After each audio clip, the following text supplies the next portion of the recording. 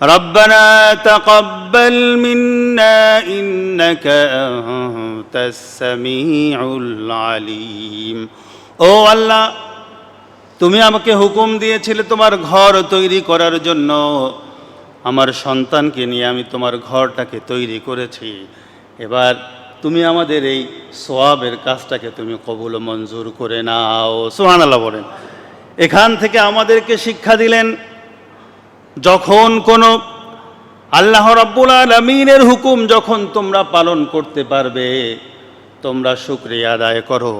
আর আল্লাহর হুকুম যদি তোমরা সুন্দরভাবে পালন করতে পারো, আর তখন যদি আল্লাহর কাছে দোয়া করো, সেই দোয়া আল্লাহ রব্বুল আলামিন কবুল করে নেন। সুবহানাল্লাহ বলেন। ইব্রাহিম আলাইহিস সালাতু ওয়াস সালামকে এবার বললেন যে ঠিক আছে, এবার আজান দাও, আজান দাও।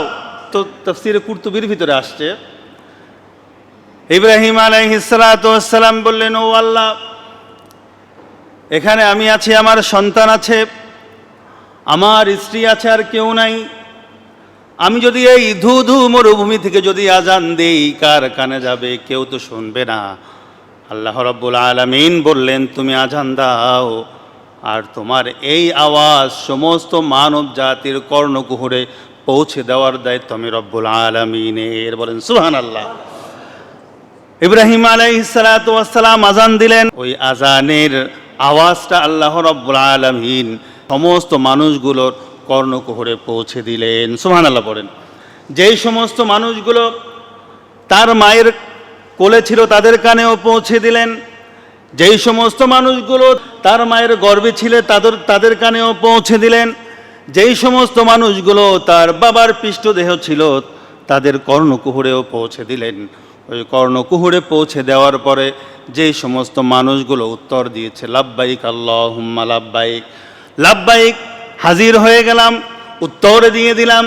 আমাদেরকে যে ডাক দিয়েছেন আপনি, উত্তর দিয়ে দিলাম লাব্বাইক আল্লাহুম্মা লাব্বাইক। আমরা হাজির, আপনার যে ডাক এসেছে আপনার ডাকে আমরা সাড়া দিয়ে দিলাম। যে সমস্ত মানুষগুলো ডাকে সাড়া দিয়েছে, সেই সমস্ত মানুষগুলো হজ না করে তাদের মৃত্যু হবে না। সুবহানাল্লাহ বলেন। তাহলে যারা হজ করেছে তারা সেই ইব্রাহিম আলাইহিস সালাতু ওয়াস সালামের ডাকে সাড়া দিয়েছে।